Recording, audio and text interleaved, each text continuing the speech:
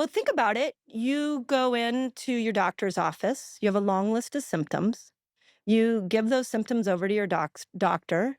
He or she gives you an official title of that symptom. You're like, oh, finally, somebody understands it.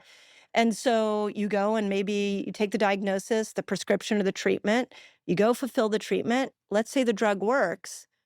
You're like, the doctor was amazing, the drug was amazing. There's no empowerment in that at all.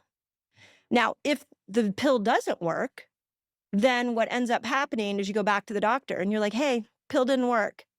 And the doctor says, okay, well, let's try a different pill. And then you try a different pill. And you do that like 3 or 4 times. And if it still doesn't work, then what happens is now you go to a different doctor. You're like, I got to go to a different doctor. This one's not working. And we keep outsourcing our power, looking for answers. Somebody show me, somebody show me.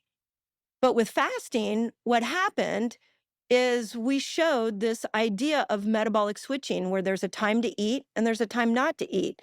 And the longer you spend not eating, the more your body heals itself.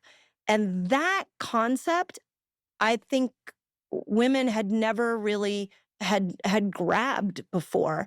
And it was a tool that was so available. They could listen to to the podcast we did and apply it like an hour later. And all of a sudden, again, the only person to give credit to is yourself. And so I mean, maybe exercise. Exercise would be that tool. What other tools do we have that make you feel that powerful that quickly?